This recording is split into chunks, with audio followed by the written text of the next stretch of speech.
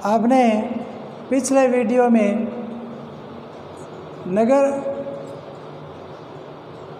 नदी घाटी परियोजनाओं को जो राज्य और केंद्र सरकार है वो कौन कौन सी संचालित करती है उसके बारे में पढ़ा था।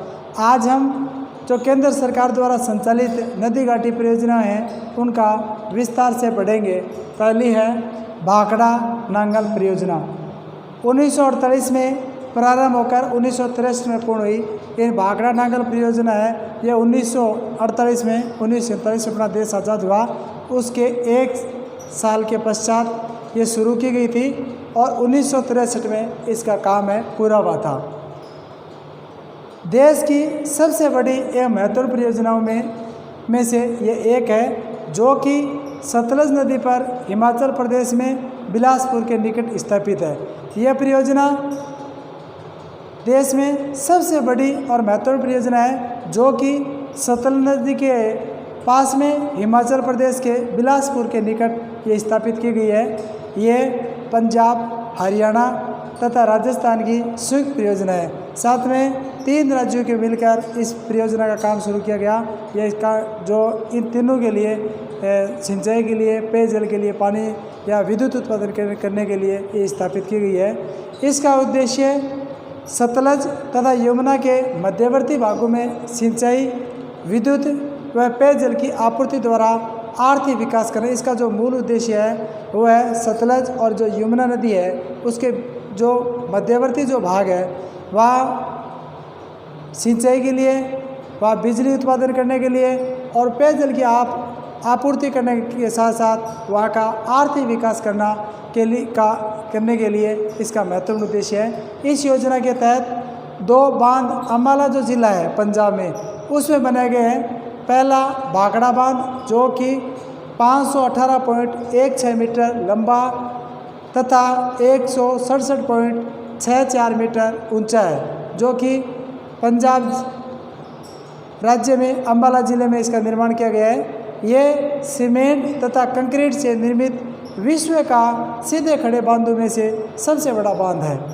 दूसरा भाखड़ा का बांध से 13 किलोमीटर नीचे नांगल नामक स्थान पर बनाया गया जो कि भाखड़ा बांध के अतिरिक्त जल का संचित करने के उद्देश्य के लिए ये बनाया गया है। इन बांधों से सिंचाई के लिए भाखड़ा नहर, सिरंद नहर, नांगल नहर, बिस्त दोआब नहर तथा नरवाने की नहरें निकाली गई। इस जो नांगला बांध है इसे भाखड़ा नहर, सरहिंद नहर, नांगल नहर, बिस्त दोआब नहर तथा नरवाने की नहरें हैं वो निकाली गई है। नांगला, कोटाला व गंगवान में भी 2 विद्युत गृह का निर्माण किया गया है।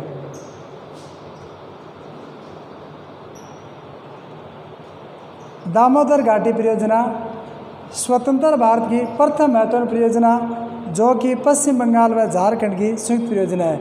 ये दामोदर घाटी परियोजना अपने आज़ाद भारत की महत्वपूर्ण परियोजना है जो कि पश्चिम बंगाल और झारखंड दोनों राज्य मिलकर यह संयुक्त परियोजना है, इसका निर्माण किया गया है।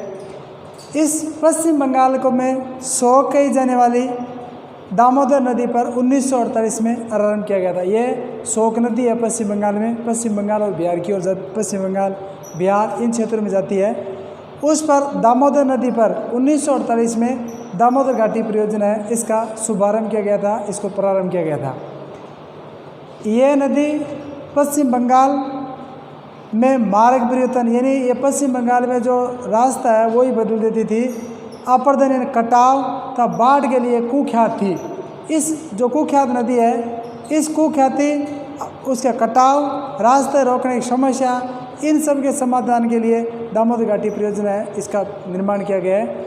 यह नदी छोटा नागपुर के पठार के पूर्व की ओर बिहार, झारखंड में 290 किलोमीटर तथा बंगाल में 240 किलोमीटर बहकर हुगली नदी में गिरती है। ये जो नदी है ये नागपुर के पठार के पूर्व की ओर बिहार, झारखंड में 290 किलोमीटर तब पश्चिम बंगाल में 240 किलोमीटर बहकर ये हुगली जो नदी है उसमें जाके गिरती है। बाराकर, बोकारो, व कोनार इसकी सहायक नदियाँ ये है, इससे निकलने वाली जो सहायक नदियाँ हैं बाराकर, बोकारो और कोनोरो।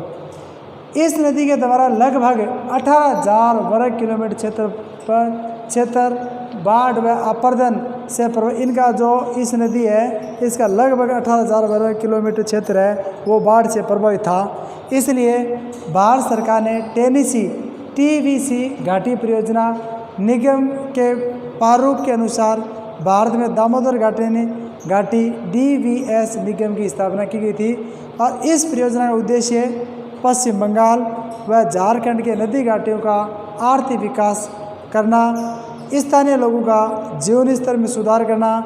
इस परियोजना में बारकर नदी में मेथान, बालपाड़ी व तितैया बांध, बोकारो नदी पर बोकारो बांध, कोनार नदी पर कोनोरो तथा दामोदर नदी पर अगर बांध, ब्रह्मो बांध, बालपाड़ी बांध, एक दुर्गापुर अवरोधक बांध, बोकारो, चंद्रपुर तथा दुर्गापुर में 3 विद्युत घरों का निर्माण किया गया है और इससे 3,000 किलोमीटर पर नहरी जो क्षेत्र है उसका विकास किया गया है, उसका विस्तार किया गया है।